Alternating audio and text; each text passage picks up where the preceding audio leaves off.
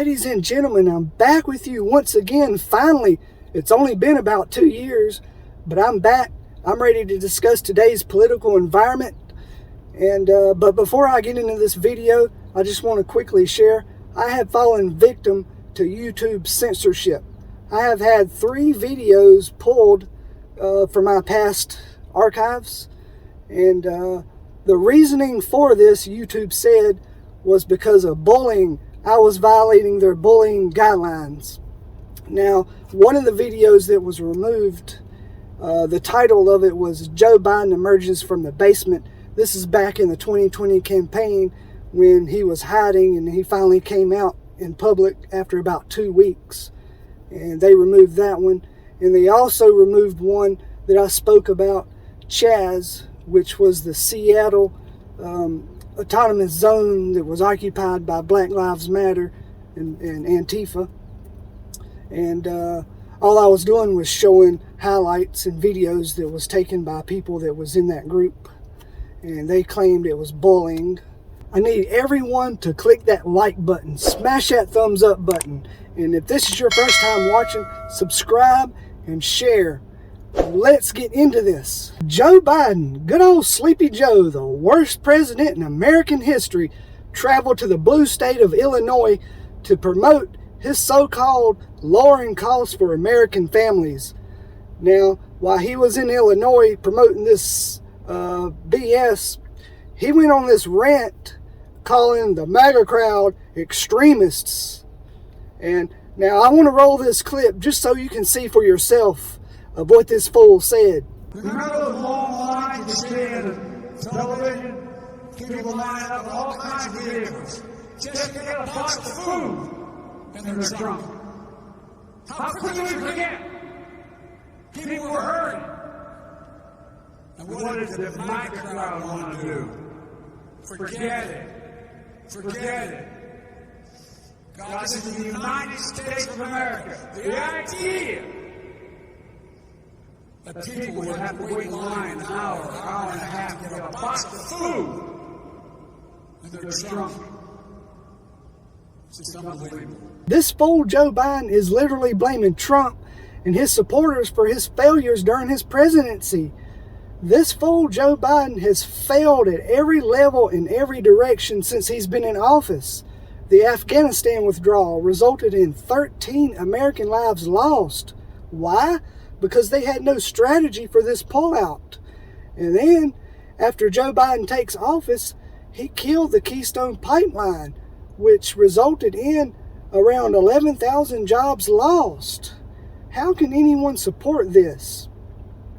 The guy is doing all this because Trump put a lot of these policies in place that actually help the American people.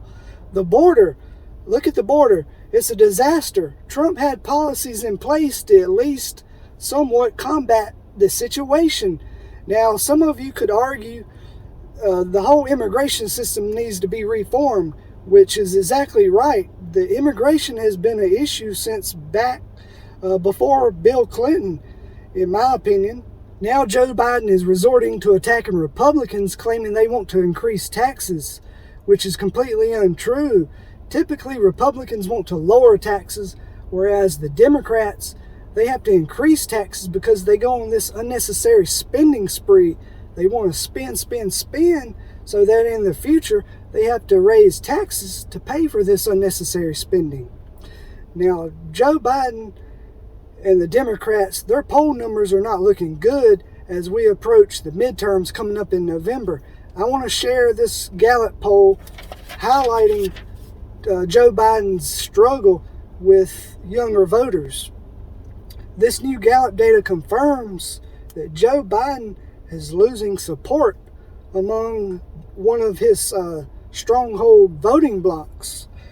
Generation Z, born between 1997 and 2004, has dropped to 39%.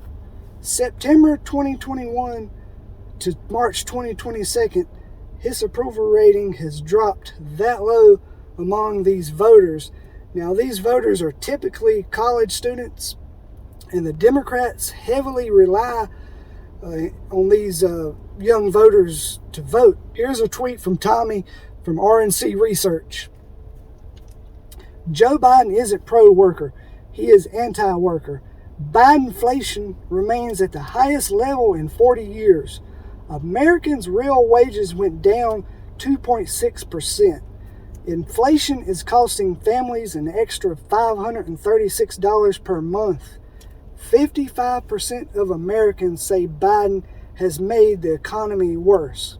Now ask yourself, are you better off under Biden than you were with Trump? I want to hear your response to that. Post your comment in the comment section below. I want to know whether you're better off now or were you better off when Trump was in office. And be honest, some of the people I know are one-issue voters, meaning they'll only vote on one issue. For example, I know this woman, she only votes over the abortion issue. Now, I have a problem with that because you can't vote on one issue. Don't be one of those one-issue voters. You've got to look at the big picture. Now, when I vote based primarily on two reasons. One being the economy and two being immigration. See, I want to vote for the person that is in my wallet less. Whoever the candidate is that will be putting more money in my wallet is who I want to vote for. And whoever's best for the economy and jobs is who I want to vote for. Now, I try to get along with liberals, but their mentality just won't allow me. It's time for me to hit the road. Subscribe, smash that thumbs up button, share, and share your opinions in the comment section below. I want to hear from each and every one of you. Until next time, Dougie Red is out.